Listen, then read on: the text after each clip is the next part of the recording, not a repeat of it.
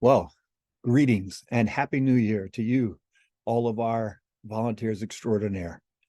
What a delight it is that you're a part of the Malden Warming Center.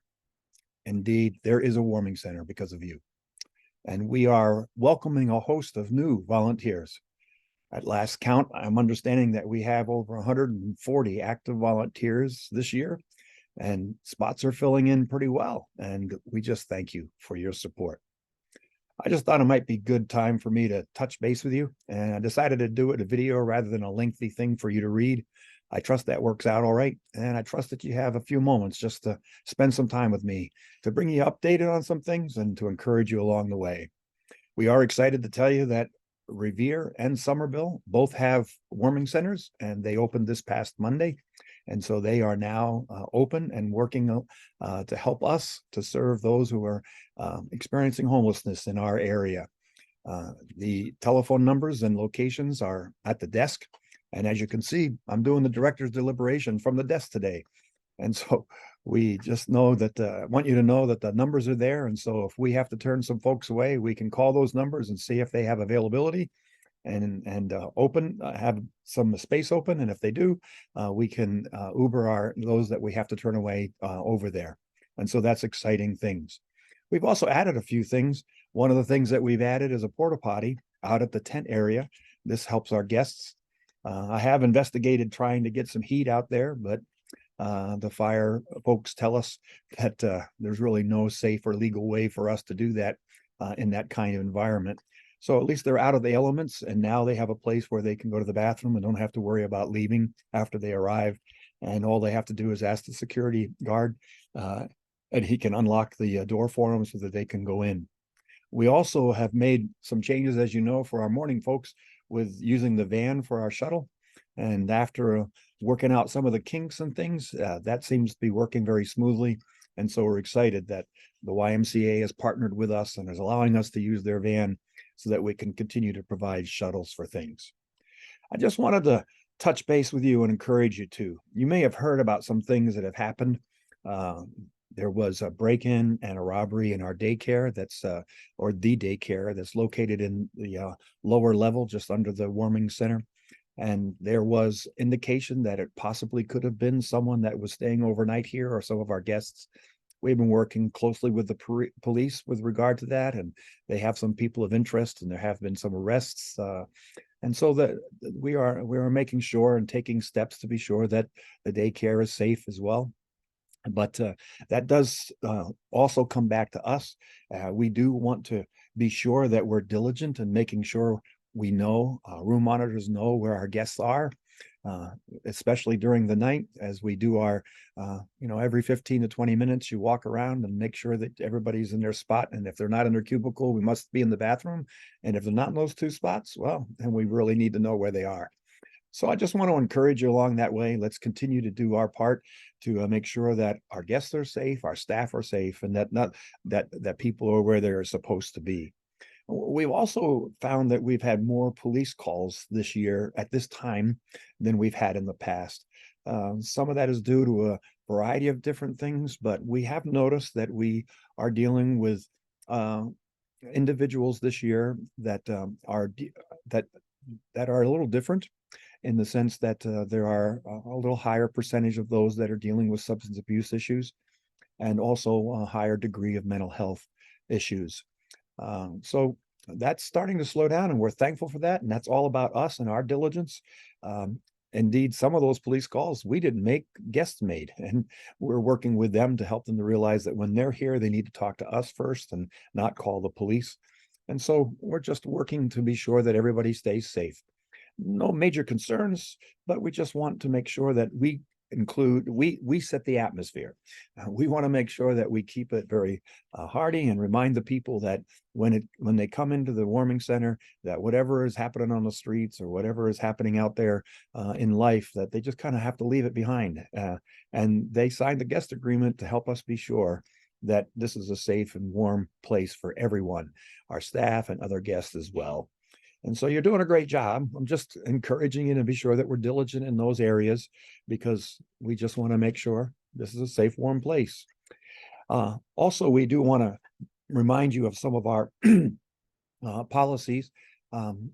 We do have a policy that when individuals or guests are in need of EMT to come, that is medical people to come, that if the medical folks say that they believe that it's important for that person, that guest, to go get checked out at the hospital, that at that moment, the guest has only a couple options. One of those options is to go with the EMT in the ambulance to go to the hospital to get checked out. The other is that they would have to pack their bags and leave for the rest of the night. I know that might sound cruel, but at this point, we have to think of the safety of all concerned, and that includes our staff. We're not medical personnel. We don't know how to handle some of the issues that might come up with illness. And therefore, that's one of the reasons we want to strongly encourage them to go get checked out if indeed the EMT say. So it is important for us to know that if we have to call an ambulance and the ambulance EMT folks say they need to be taken to the hospital to be checked out, we need to inform the guests that their choice is go with them or they can't stay for the remainder of the night here. We also then can let them know that if they go to the hospital and get checked out and are released before we're closed, that we will hold their spot for them. This is for medical situations.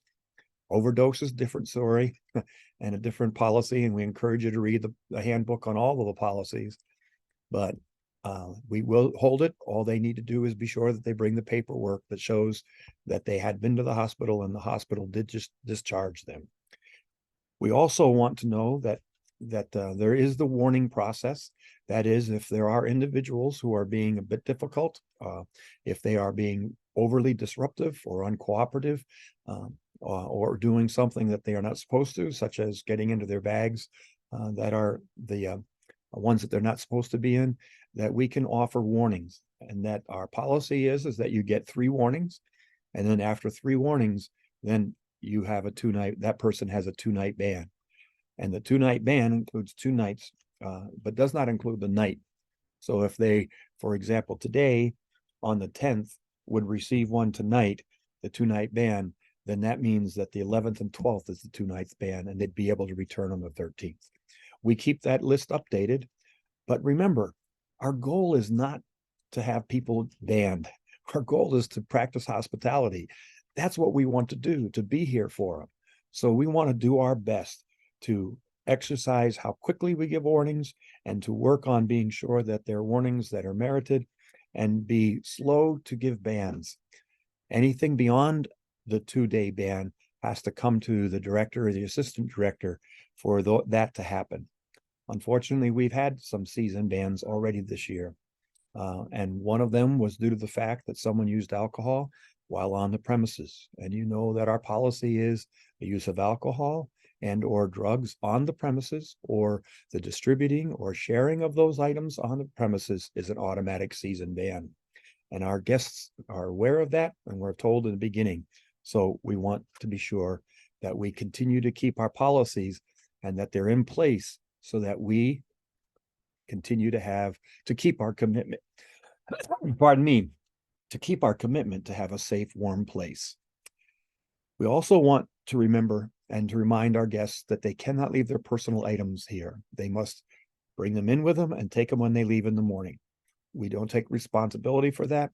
There are several signs around the building, around the room to remind them of that, but we can't take any kind of liability for that, and that we want to make sure that if they leave it, there's a good possibility that it'll be discarded or thrown away, and it won't be here for when they get back. I know it's difficult. They have no place to shelter a lot of things.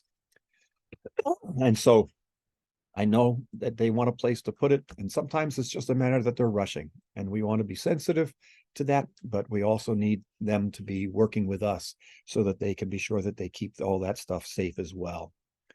A lot of great things happening. We're so excited about all of the new volunteers as well as those that you that have returned. I had an exciting day today. We actually had approximately, I think it was about 25 to 30 students from Lexington Christian Academy that came for a visit to learn about the Malden Warming Center and to learn how we operate and to help us out a little bit. They also brought with them, when they came, donations that they had gone out and solicited. And We continue to find that more and more people are giving and supplying in-kind donations as well as financial donations. It's just an exciting thing to see what's happening. There is a warming center because we all come together and do it. And we just want to keep that focus. Our focus is that we practice hospitality. We've already been able, in our cooperation with Malden Cares, to have quite a few put into recovery programs and defined recovery programs. And we're working closely again with Elliott and with some of the other organizations so that more and more are getting closer to finding more permanent housing or emergency housing. And so we're excited that we can collaborate. But until they find that, we want to be here. So in a recent evening, one of our guests was working on the computer with someone helping them out in being sure that they could do some housing things. And we found that in doing the housing things that she then turned and said, there's a problem because I really don't want to leave this place. And it's an amazing thing to say that this is what she feels is home until she gets that housing. So until then, she's going to have a place to stay, but we're hoping that that housing comes through soon, for she just received indication that her application went through and things are looking good for that. And there's nothing more exciting than when our guests can find more stable housing. So thanks again for being a volunteer. We're so glad that you're a part. There is a Malden Warming Center because of you, and you are volunteers extraordinaire. Let's continue to serve together this element of our this segment of our population and make sure that they have a warm, safe place during these New England months. Take care, and we'll be seeing you at the Malden Warming Center.